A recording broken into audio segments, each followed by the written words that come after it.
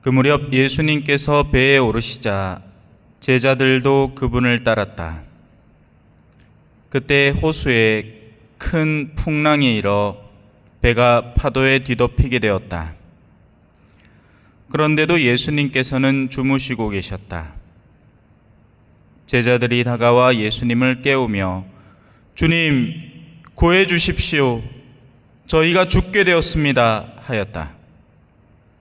그러자 그분은 왜 겁을 내느냐? 이 믿음이 약한 자들아 하고 말씀하셨다. 그런 다음 일어나셔서 바람과 호수를 꾸짖으셨다. 그러자 아주 고요해졌다. 그 사람들은 놀라워하며 말하였다. 이분이 어떤 분이시기에 바람과 호수까지 복종하는가? 주님의 말씀입니다.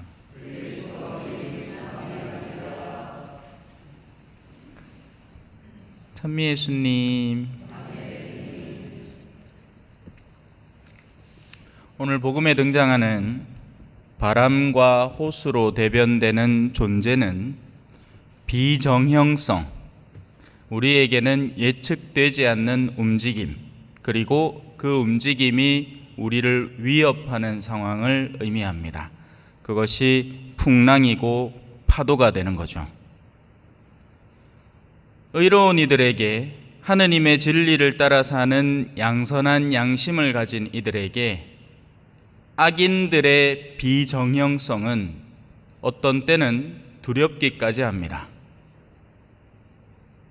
A를 얘기하면 A로 응대를 해서 서로 죽이 맞아서 대화가 되어야 되는데, 우리가 선과 진리로 누군가를 대할 때 그들은 괴팍함과 음모와 어두움으로 대응하기 때문에 뭐가 이게 안 맞아 떨어지는 겁니다.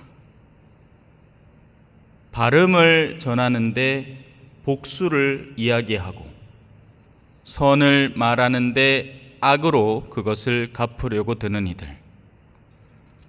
그래서 신앙인들에게, 여기서 말하는 신앙인은 진짜 신앙 안에 머물러서 하느님을 찾고 그분의 선을 뒤따라가려는, 말씀을 받아들여 실행하려는 이들을 말합니다. 그냥 성당 나오는 이들을 얘기하는 게 아니에요. 그래서 참된 신앙인들에게 그 비정형성 속에 살아가는 이들, 혼돈의 자녀들은 그야말로 파도이고 풍랑이 되는 겁니다. 그리고 우리를 두렵게 하죠. 그런데 오늘 일독서에는 재밌는 표현들이 나옵니다. 잘 들어봐라. 두 사람이 약속을 안 했는데 같이 가겠나? 먹이가 없는데 사자가 숲속에서 으르렁 대겠나? 잡은 것이 없는데 힘센 사자가 굴 속에서 소리를 지르겠나? 아무것도 걸리지 않았는데 땅에서 그물이 튀어오르겠나? 왜 인디아나 존스 같은 거 보면 그죠? 뭐 하나 턱 건드리 막 그물이 쫙 주인공을 잡아채잖아요, 그죠? 모든 것에는 그에 상응하는 이유들이 존재한다. 다만 너희는 그것을 캐치해내지 못할 뿐이다. 마치 유치원생하고 조훈현 구단하고 바둑 두는 거하고 비슷한 거예요. 유치원생은 알까기 하려고 드는데 이 아는 몇 수 앞을 바라보면서 바둑을 두는 거죠. 한 수 둘 때 이미 상대에 대한 수를 미리미리 읽어서 저 친구가 이렇게 나가고 저렇게 나가고 지금 내가 두는 수를 저 친구는 너무나 쉽고 간단하게 생각할 거니까 그 다음 다섯 번째 수 앞에쯤에는 내가 이 친구를 굴복시킬 수 있겠구먼. 근데 그게 초짜 바둑인에게는 황당한 이야기겠죠? 그걸 어떻게 읽어? 하지만 읽어내는 이가 존재를 한다는 겁니다. 하느님에게는 보이지 않는 일이 없습니다.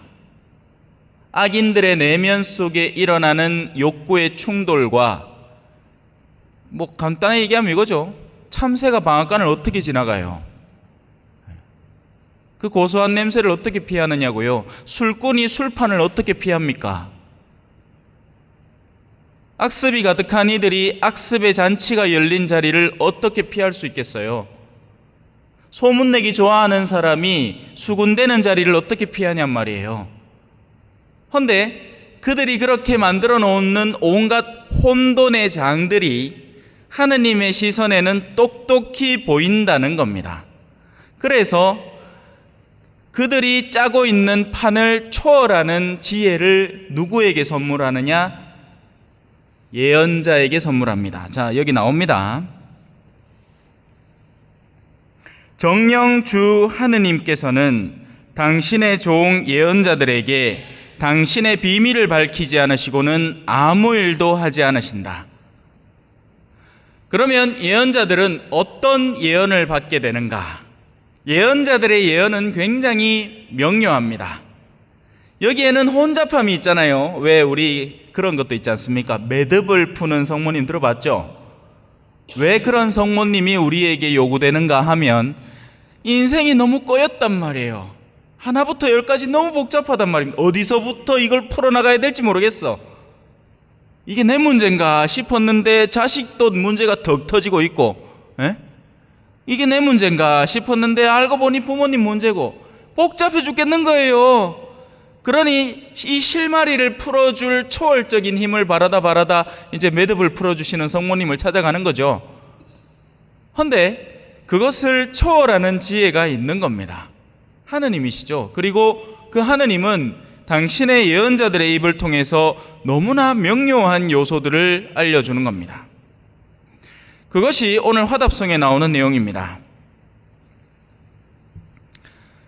당신은 죄악을 좋아하는 하느님이 아니시기에 악인은 당신 앞에 머물지 못하고 거만한 자들은 당신 눈앞에 나서지 못하나이다. 간단하죠? 근데 이 복잡하게 판을 짜는 이들은 계산을 막 들어가는 겁니다.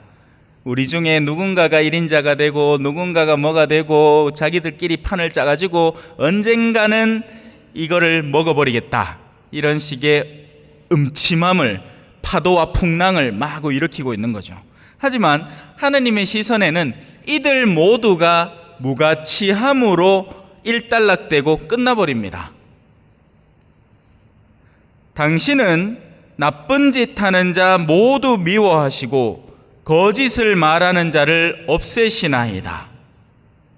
그 어떤 악한 행동, 악한 의도 혹은 거짓도 살아남지 못한다는 것입니다.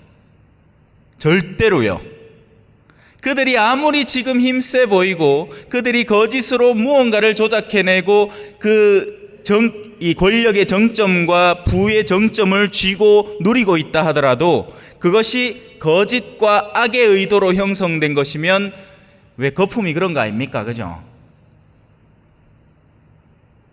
거품 빠지고 나면 아무것도 아닌 거예요. 공갈빵 안에 공기 빼고 나면 팍 줄어든단 말입니다. 맥주 처음에 따를 때나 올라가지, 거품 빠지고 나면 요마이 따랐던 것밖에 안 돼. 그게 다 거품이랍니다. 버블. 그래서 그들을 없애시는 겁니다. 피해 줄인 자와 사기를 치는 자, 누군가에게 해를 입히려고 작정을 하고 있는 이와 사기, 거짓에 능수능란을 해서 자신의 이득을 거짓을 바탕으로 당겨오는 자들을 주님은 역겨워하시나이다. 너무 간단하고 명료하지 않습니까? 근데 이게 이론 안에서 간단하고 명료하지 실상 안에서는 오늘 복음처럼 등장을 하는 겁니다. 주님의 제자들은 예수님을 따라서 당신의 진리와 선과 사랑을 추구하는 제자들로 등장을 하고, 그들은 이 현세의 폭풍과도 같은, 풍랑과 파도와 같은 온갖 사람들의 이 술책과 음모와 어둠의 계략들 속에서 방황하는 느낌을 얻을 수밖에 없는 겁니다. 이거 일하다가 내가 숨 막혀 죽겠는 거예요.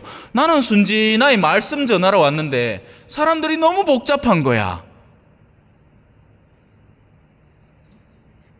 자기들끼리 모여가 쑥덕거리면서 막 오만때만 것들을 막 만들어내는 겁니다. 음모론을 조작을 하고 왜야만 이거를 저렇게 할까 저렇게 할까 어떻게 하면 복수를 할까 막 북적 올라오는 게 파도와 풍랑처럼 이 세태를 흔들고 있는 겁니다. 지금 모든 미디어와 그런 요소들을 보시라고요. 얼마나 복잡함이 그 안에 내재되어 있습니까? 서로가 서로를 고발하고 내가 올래 네가 올래 혼돈의 끝을 보여주고 있지 않습니까? 저만 그렇게 느끼나요? 자, 아직 끝나지 않았습니다. 그런 혼돈 가운데에서 이 예언자는 이런 예언을 남깁니다. 저는 당신의 넘치는 자애에 힘입어 우리의 능력으로 뭘 해낸다는 게 아니에요. 하나님께서 우리를 도와주셔서 당신의 은총의 힘으로 감싸주시니 우리에게 안정이 생겨난다는 겁니다. 당신 집으로 들어가 경외하는 마음으로 당신의 거룩한 성전에 경배하나이다. 이 일은 훗날 반드시 일어날 일입니다. 언제요? 우리가 모두 이 생을 마무리하고 눈을 감고 깊은 잠이 들 때 하느님의 손길이 이 일을 완성하실 겁니다. 그리고 그 일을 상징적으로 보여주듯이 제자들이 예수님에게 자신들의 급박함을 아뢰입니다. 주님 구해 주십시오. 저희가 죽게 되었습니다. 죽기는 와주가 임마. 믿음이 있는 놈이 왜 그렇게 겁을 내느냐? 그들의 운명을 예측하지 못하겠느냐? 그들이 아무리 날고 기고 세상 안에서 버팅기고 자기들이 돈 많고 힘 있고 권력을 쥐고 있다 해도 그들은 모두 일순간에 거품처럼 사라져버릴 존재들에 불과하다. 왜 겁을 내느냐? 왜 그렇게 믿음이 약하냐? 그저 믿기만 하여라. 회당장의 딸 사람들이 죽었다고 이제 예수님을 불편하게 할 일이 뭐가 있어? 그저 믿기만 하여라. 두려워하지 마라. 아이고 내 몸도 자꾸 망그러지고 자꾸 막 겁이 생깁니다. 이 카다 가는가 아닌가 막 겁나 죽겠습니다. 두려워하지 마라. 물론 갈 수는 있겠으나 사람은 언젠가는 가니까 그죠? 하지만 두려워할 이유는 전혀 없다. 아니 오히려 그 가는 날 하느님께서 허락하신 우리가 세상을 마감하는 날을 기쁘게 기다려야 하지 않겠느냐. 그런 다음 일어나셔서 바람과 호수를 꾸짖으셨다. 조용해라. 그러자 아주 고요해졌다. 사실 재밌는 게요, 복잡다단해 보이잖아요. 그걸 읽어내는 사람에게는 그 가운데에서 바람 하나만 빼는, 왜 타이어가 이빨이 부풀어 있어도 그 바람 왜 뺍니까? 구멍 하나로 다 빼죠. 그것만 탁 빼면